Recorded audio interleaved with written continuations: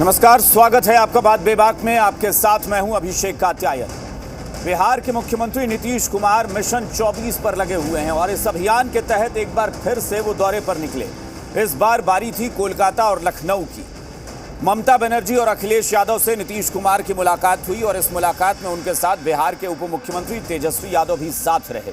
खास बात यह रही कि नीतीश कुमार अब तक जिन नेताओं से मिले हैं और अपने अभियान के तहत वहां उन्हें बहुत सकारात्मक संकेत मिले हैं, सकारात्मक जवाब मिला है और इससे नीतीश कुमार ही नहीं, महागठबंधन उत्साहित है। कांग्रेस भी खुश है कि हाँ, विपक्षी लामबंदी या गोलबंदी कहिए, उसके तहत सारे दलों ने अब तक ये सहमति जताई है कि वो एकजुट होकर चुनाव लड़ना चाहते हैं। ममता बनर्जी ने कहा कि मैं तो 100 के नीचे नहीं बल्कि बीजेपी को 0 कर देना चाहती हूं। मैं चाहती हूं कि बीजेपी 0 पर सिमट जाए, क्योंकि बीजेपी ने देश में एक ऐसा माहौल बना दिया है, सिर्फ प्रोपेगेंडा करके बीजेपी अपने आप को पावरफुल, ताकतवर बना रही है। अखिलेश यादव ने भी कहा कि बीजेपी जिस तरह से समस्याएं पैदा कर रही है इस देश में, वहां बीजेपी को हराना जरूरी है और इसके लिए नीतीश कुमार के इस अभियान में हम उनके साथ हैं। अब इसके बाद बीजेपी के सामने चुनौती है, क्योंकि विपक्ष एकजुटता की बात कर रहा है। अब तक नीतीश कुमार ने जिन नेताओं से मुलाकात की है, वो संकेत मिल रहे हैं कि एक ऐसी टीम तैयार हो रही है जो बीजेपी को मिलकर पटखनी देने की तैयारी में है। उसके बाद बीजेपी की रणनीति क्या होगी, यह भी एक बड़ा सवाल है। फिलहाल आप बयान सुनिए, उसके बाद हम चर्चा करेंगे। सभी लोग पता नहीं इतिहास को बदल देंगे, क्या करेंगे, तो सब लोगों को अलर्ट होना है। इसलिए हम लोग सब लोगों से बातचीत, और आज बहुत अच्छी बातचीत हुई है। और फिर इसके आगे आवश्यकता अनुसार जब होगा तो हम लोग सब एक साथ और अन्य पार्टियों को सबको एक साथ करके और बैठ करके बातचीत भी करेंगे और आगे के बारे में तय करेंगे। हम तो पहले से आप लोगों को कह चुका कि हमारा इसमें कोई ऐतराज नहीं है। हम चाहते हैं बीजेपी 0 बन जाए, बहुत बड़ा हीरो बन गया, कोई कुछ नहीं करके मीडिया का सपोर्ट में और नैरेटिव बना के, खाली झूठा बात कह के, फेक वीडियो बना के और फेक बात करके और गुंडागर्दी करके। हम तो नीतीश जी को यही रिक्वेस्ट किया है कि नीतीश जी देखिए, जयप्रकाश जी का जब मूवमेंट हुआ था बिहार से हुआ था। अगर हम बिहार में और पार्टी मिलके मीटिंग करें, एक पहले घरवा मीटिंग, उसका बाद में तैयार करें, बाद में कहाँ जाना है, कहाँ नहीं जाना है, क्या मैनिफेस्टो है, वो सब बाद में बताएंगे। लेकिन पहले एक साथ में एक मैसेज कर देना है कि हम लोग सब एक साथ में है।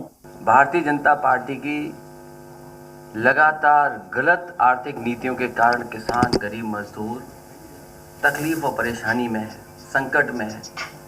महंगाई चरम सीमा पर है, बेरोजगारी चरम सीमा पर है और इस भारतीय जनता पार्टी को हटाने में हम आप लोगों के साथ हैं। भारतीय जनता पार्टी हटे, देश बचे, उस अभियान में हम लोग आपके साथ हैं। कि हम लोग सब एक साथ मिल करके अधिक से अधिक पार्टियों को एक साथ मिला करके जो आगे बढ़े और अगला जो चुनाव है उस चुनाव में सब एक साथ मिल करके अगर लड़ेंगे तो बहुत अच्छा फायदा होगा और देश के हित में होगा। तो इसी दृष्टिकोण से बातचीत हो गई। जो आपको कहा, हम सब लोग आए हुए हैं तो मिल करके हम लोग सब काम करेंगे, ये बात हो गई है। और चर्चा के लिए हमारे साथ जो मेहमान जुड़े हैं उनसे आपका परिचय कराते हैं। हमारे साथ इस वक्त जेडीयू से पार्टी के प्रवक्ता अभिषेक झा जुड़े हैं। इसके अलावा बिहार कांग्रेस के मुख्य प्रवक्ता राजेश राठौड़ हमारे साथ हैं। बिहार से बिहार बीजेपी के प्रदेश प्रवक्ता विनोद शर्मा हमारे साथ जुड़े हैं और लोक जनशक्ति पार्टी रामविलास के राष्ट्रीय प्रवक्ता धीरेन्द्र कुमार हमारे साथ हैं और समाजवादी पार्टी के प्रवक्ता अशोक यादव हमारे साथ जुड़े हैं। आप सबका बहुत बहुत स्वागत है इस चर्चा में। अशोक यादव जी, मैं एक बार शुरुआत आपसे ही करता हूं इस बार कि ये बताइए ज़रा कि उत्तर प्रदेश में, चूंकि लखनऊ में बातचीत हो गई है और अखिलेश यादव ने ये कहा है कि मैं इस अभियान में नीतीश कुमार के साथ हूं। इस अभियान में साथ हैं कि बीजेपी को हटाना है, या साथ चुनाव लड़ने के लिए भी साफ संकेत है कि चुनाव साथ लड़ेंगे? क्योंकि इस बयान में ये नहीं समझ में आया कि चुनाव साथ लड़ेंगे या फिर बीजेपी को हटाने की मंशा जो नीतीश कुमार की है उसी में है। अभिषेक जी, ये दोनों बातें एक दूसरे की पूरक हैं और इन दोनों बातों को एक साथ करके देखने की जरूरत है कि साथ चुनाव भी लड़ सकते हैं और बीजेपी को हटाने की मुहिम में भी साथ है, क्योंकि साथ चुनाव नहीं लड़ेंगे तो फिर बीजेपी को हटाने की मुहिम में कैसे साथ आएंगे। तो ये सारी दोनों चीजें एक दूसरे के कॉम्प्लीमेंट है। और इसलिए देखिए, जो हमारे राष्ट्रीय अध्यक्ष अखिलेश यादव जी ने बयान दिया कि बीजेपी को हटाना क्यों जरूरी है, क्योंकि जिस तरह से आप देख रहे होंगे कि 2014 के बाद से संवैधानिक ढांचा जो देश का है, लोकतांत्रिक ढांचा है, एक एक करके धीरे धीरे ग्रेजुअली जो है उसको डिमोलिश करने की कोशिश हो रही है। चाहे व्यवस्थापिका की बात किया जाए तो जनता का जनादेश भारतीय जनता पार्टी ठेंगे पे रखती है। जनता अगर किसी राज्य में उसको मैंडेट नहीं देती है तो कोई बात नहीं है, उनके पास पैसा है, अडानी का पैसा है, वो विधायक खरीद लेंगे विधायक मंडी से, और अगर विधायक नहीं बिकेगा तो फिर ईडी सीबीआई है उनके पास। और रह गई बात कार्यपालिका की, कार्यपालिका में देख रहे हो किस तरह से इलेक्शन कमीशन, ईडी और जितने भी सीबीआई और जितने भी इंस्टीट्यूशंस हैं सब में अपने आदमी घुसा दिया गया है। चाहे बात संजय मिश्रा किया जाए ईडी चीफ का, चाहे बात इलेक्शन कमीशन की अरुण गोयल की किया जाए, कैसे 24 घंटे में उनको चुनाव आयुक्त बना दिया था, सुप्रीम कोर्ट लगातार उसके ऊपर। ठीक है, समस्याएं तो बहुत हैं। ये बताइए कि चूंकि अब तक का जो नीतीश कुमार का अभियान है वो लग रहा है कि सारे दल मिल रहे हैं और बहुत पॉजिटिव तरीके से मिल रहे हैं। समाजवादी पार्टी में कितना उत्साह है वहां पर, कार्यकर्ताओं में, आपके नेताओं में क्या लग रहा है कि बहुत पॉजिटिव है, ये संकेत अच्छे हैं कि 2024 में वाकई बीजेपी को समेट देने में कामयाबी मिलेगी? अभिषेक जी, मुझे लगता है कि सिर्फ समाजवादी पार्टी की ही बात न की जाए, अगर पूरे देश के स्तर पर देखा जाए तो लगभग 63% जनता इस गठबंधन को आशा भरी निगाहों से देख रही है। क्योंकि मोदी जी को जो प्रचंड बहुमत जो मिला था तो वो 37 या 38% के लमसम यही सब वोट था लोकसभा में। तो बाकी तो 62-63% जनता वो तो इसी आशा निगाह, अपने आशा भरी निगाहों से देख रही कि भगवान करे ये गठबंधन सफल हो, ताकि उसको किसानों को, बेरोजगारों को और महंगाई से आम जनमानस को, महंगी शिक्षा से, महंगी दवाई से, महंगी पढ़ाई से जो भी जनता को दुर्दिन झेलने पड़ रहे हैं, वो दुर्दिन किसी न किसी तरह से खत्म करना जनता चाहती है। पूरे देश को सिर्फ यानी लड़ाई इस बात पर है, बीजेपी कह रही है अच्छे दिन, आप कह रहे हैं कि जनता कह रही है कि ये दुर्दिन है। अभिषेक झा, निश्चित तौर पर अब तक नीतीश कुमार जिन लोगों से मिले हैं वो अब तक बहुत पॉजिटिव लग रहा है, तो अब कितना उत्साह बढ़ा है इस 2 बार के दौरे से? खासतौर पर पिछले बार का मैं छोड़ देता हूं, अभी पिछला जो दौरा था, यानी पिछले बार, यानी मैं पिछले साल की बात कर रहा हूं। इस साल ये 2 दौरे हुए हैं और दोनों बेहद कामयाब नजर आए हैं। फिलहाल तो बड़ा पॉजिटिव नजर आ रहा है।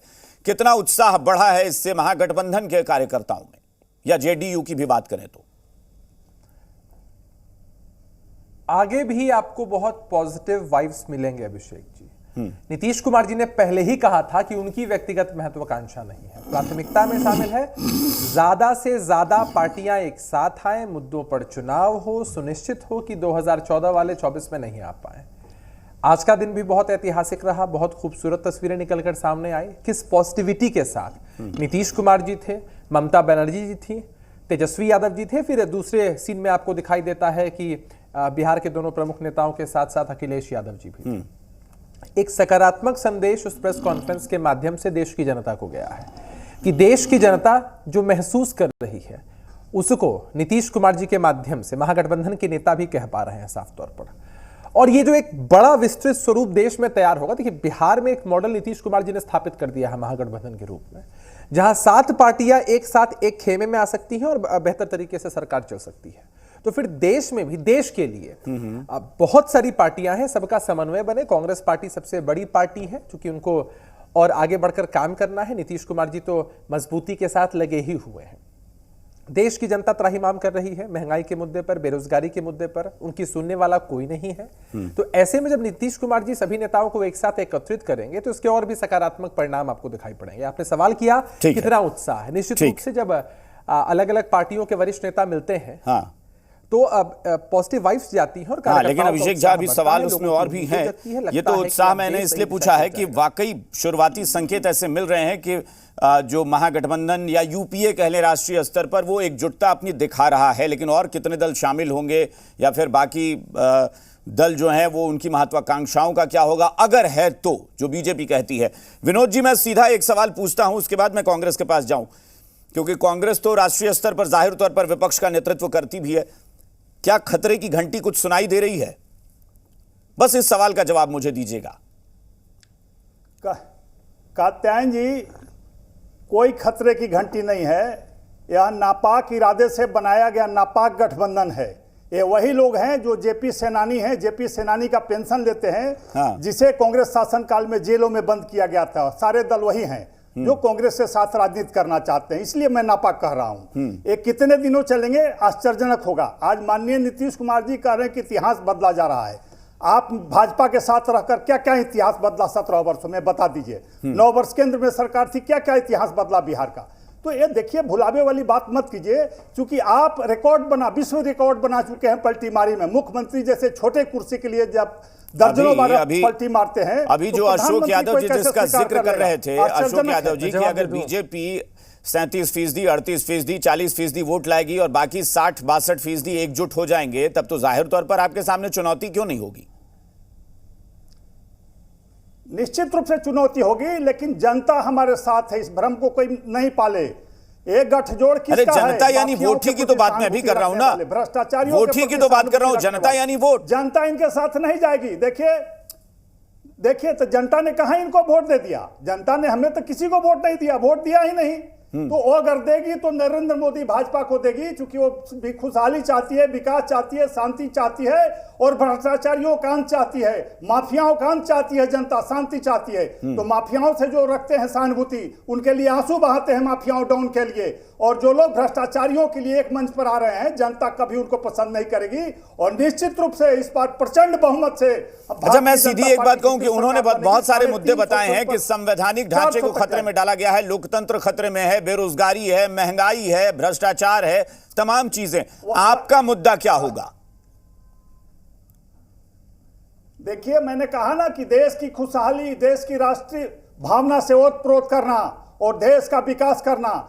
आज कोरोना काल के बाद भी भारत महाशक्ति के रूप में उभरा है, 5वीं आर्थिक महाशक्ति बनी है, सैन्य क्षेत्र में सबसे मजबूत हुआ है। आज कितनी मजबूत, अमेरिका भी हमें पूछ रहा है, रशिया भी पूछ रहा है, यूक्रेन भी हमारी इज्जत कर रहा है। इससे बड़ा कोई सम्मान होगा क्या भारत के लिए? आज भारत बन चुका है, विश्व गुरु बनने की ओर बढ़ चुका है। और ये इन लोग को अच्छा नहीं लग रहा है, क्योंकि ये लोग भ्रष्टाचार में आकंठ डूबे हुए हैं। मैं राठौर साहब से पूछता हूं। राठौर साहब, आज मैं एक चर्चा भी कर रहा था और इत्तेफाक से उसमें विनोद जी भी और अशोक जी भी शामिल थे उस चर्चा में। चूंकि एक सवाल मेरा ये बार बार उठता है कि यहाँ पर वो दल एकजुट होने की बात कर रहे हैं। चलिए, जेडीयू का मैं मान सकता हूँ, एक बार आरजेडी का मान सकता हूँ, लेकिन ऐसे ऐसे दल भी उसमें होंगे जो कांग्रेस के बिल्कुल घोर विरोधी, कट्टर विरोधी जिसको आप कह सकते हैं, वो रहे हैं। सीधी टक्कर, एकदम ऐसा लगता है कि आर पार की लड़ाई। उनको एकजुटता की बात है। कांग्रेस इसमें बिल्कुल अभी साइड में है। साइड में इसलिए है कि कांग्रेस को तो नेतृत्व करना है उस गठबंधन का, सबसे बड़ी पार्टी है विपक्ष की, लेकिन बाकी जो दल हैं उनको एकजुट करने के लिए तमाम नेता लगे हैं। एक तरफ केसीआर भी लगे थे, स्टालिन भी लगे हुए थे, नीतीश कुमार भी अब लगे हुए हैं, ममता बनर्जी कह रही है कि मैं भी चाहती हूं। क्या आप एकजुट कर पाएंगे उन दलों को? आप अपने नेतृत्व में, अपनी लीडरशिप में, मैं प्रधानमंत्री पद की बात नहीं कर रहा, मैं नेतृत्व की बात कर रहा हूं गठबंधन की। बिल्कुल बिल्कुल बिल्कुल अभिषेक जी, ये जो बदलाव का बियार चल रहा है, बियार हम लोग कहते हैं हवा का, परिवर्तन का जो हवा चल रहा है, इसमें जो तमाम अलग अलग दल हैं जो भारतीय जनता पार्टी से इतर अपना विश्वास रखते हैं, वो सब अपने मतदाताओं के इच्छा के अनुरूप विपक्षी एकता को मजबूत करने के लिए आगे बढ़े हैं। जिसमें कौन प्रधानमंत्री बनेगा, किसकी पार्टी आगे जाएगी, ये महत्वपूर्ण नहीं है। महत्वपूर्ण ये है कि आज भारत को मजबूत करने के लिए विपक्षी एकता आवश्यक है। अब क्योंकि सत्ता में जो हैं उनके लिए तो कोई नई बात नहीं होगी, उनसे तो लोग पूछ नहीं रहा है कि अच्छे दिन कब आएंगे, 15 लाख रुपया कब दीजिएगा, 2 करोड़ रोजगार किसको मिलेगा, भारत बिकने नहीं देंगे, प्लेटफॉर्म सहित बिक गया है।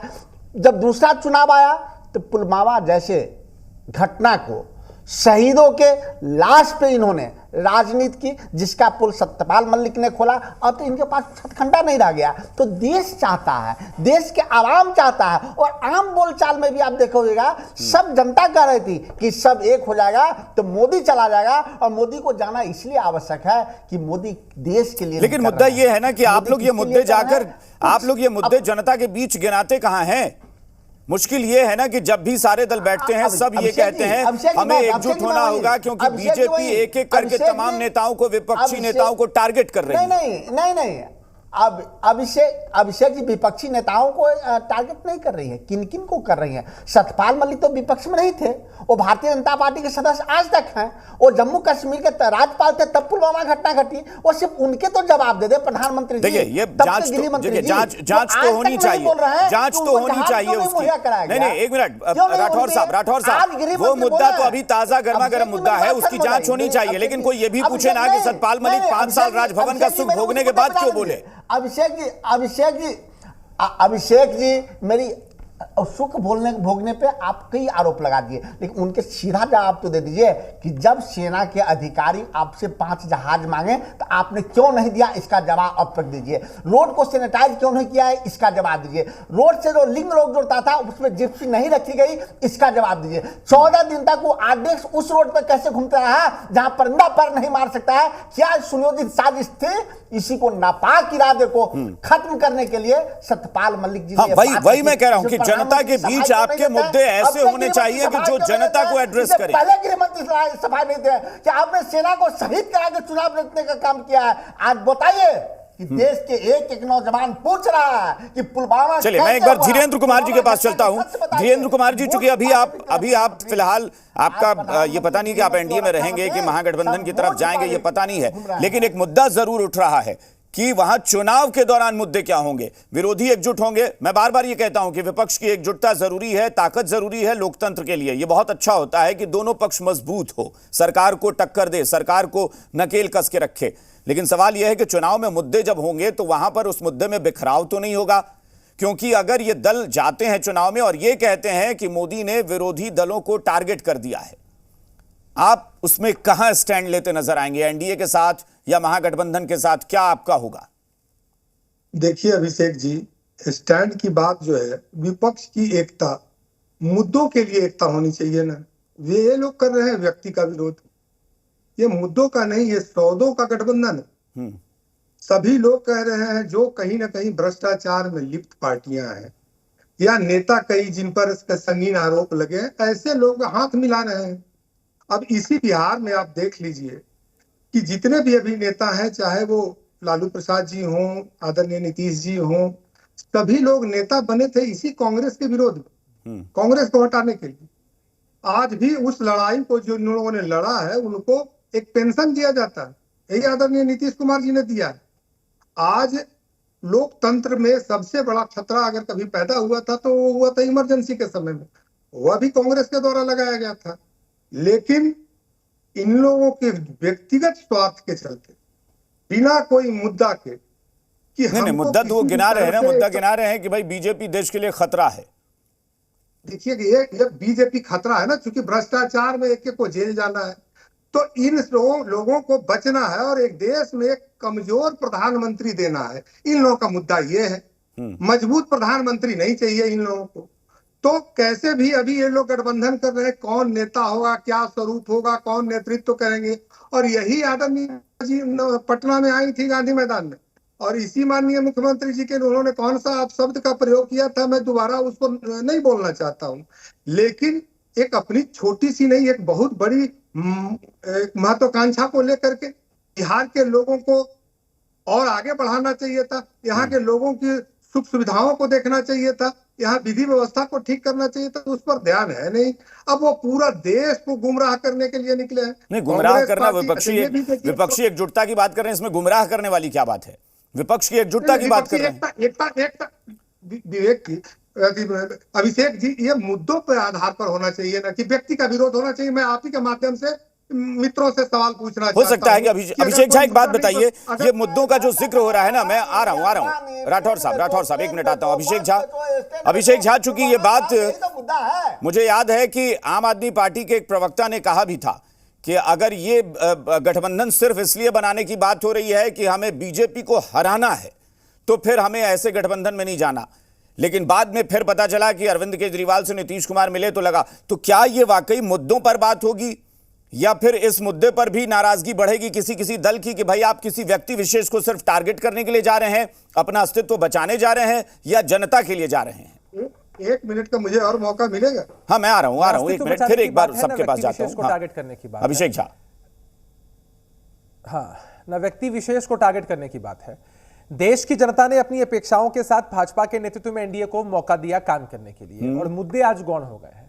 तो निश्चित रूप से जिस सरकार ने मुद्दों को गौण किया है उस सरकार के खिलाफ हम इस फ्रंट की तैयारी कर रहे हैं। तो हमारे लिए तो सबसे इंपॉर्टेंट मुद्दा ही है ना। अगर प्रधानमंत्री नरेंद्र मोदी जी नहीं होते, उनकी जगह कोई भी XYZ होते और अगर जनता के मुद्दे गौण हो रहे होते, महंगाई बेरोजगारी पर चर्चा नहीं हो रही होती, सरकारी उपक्रमों को क्यों बेचा जा रहा है? तो फिर ऐसे किसी भी परिस्थिति में हम उस सरकार के खिलाफ मोर्चा खोलते ही। वही काम हमने अभी भी किया।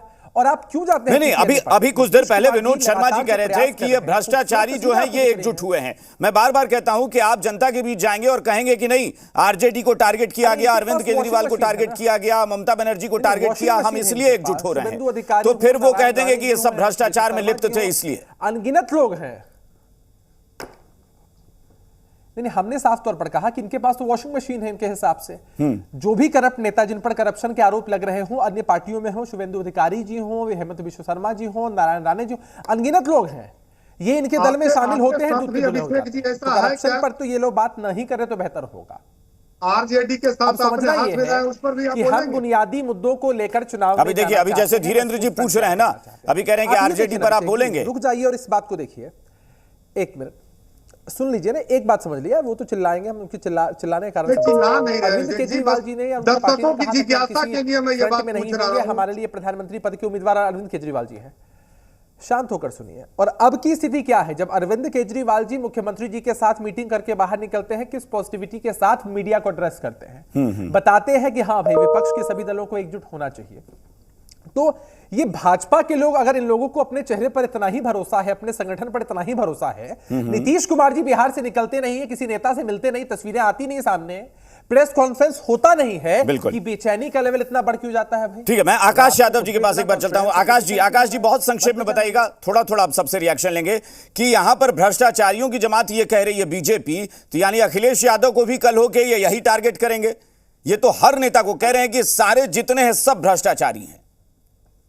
अभिषेक जी देखिए, इस सरकार में मैंने पहले भी कहा था कि आजादी के बाद से लेकर 2014 तक जितने भी भ्रष्टाचार हुए होंगे, उससे ज्यादा भ्रष्टाचार अकेले 2014 से 2024 के बीच में मोदी सरकार ने कर दिया। इसका रिकॉर्ड है बाकायदे, क्योंकि जिस तरह से 20 हजार करोड़ रुपए का कोई रिकॉर्ड नहीं है, किस तरह से शेल कंपनियां वहां मॉरिशस में बना करके इन्वेस्ट कराया जा रहा है पैसा, तो भ्रष्टाचार को इन्होंने एक लेजिटिमेट कर दिया है, उसको एक कानूनी जामा पहनाने का काम किया है।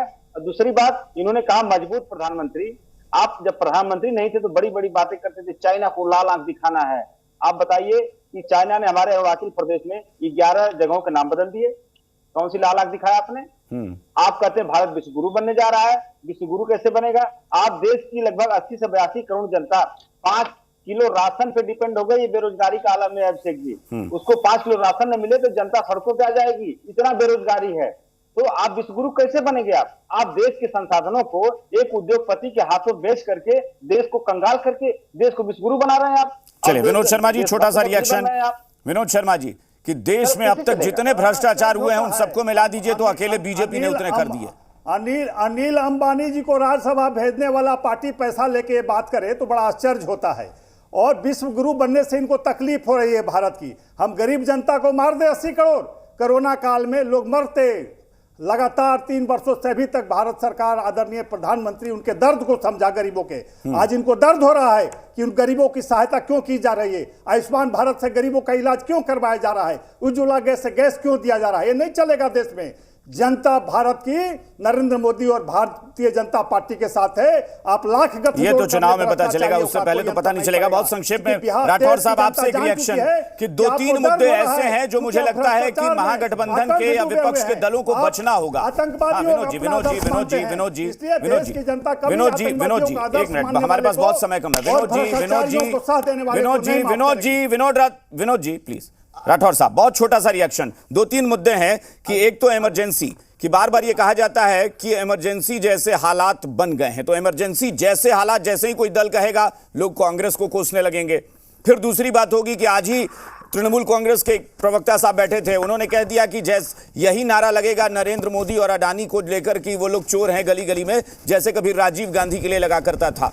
तो ये बात आज तृणमूल कांग्रेस के नेता ने कह दी। अब समझिए कि अगर इस तरह से उदाहरण देंगे लोग तो क्या होगा, बार बार कटघरे में कांग्रेस खड़ी हो जाएगी।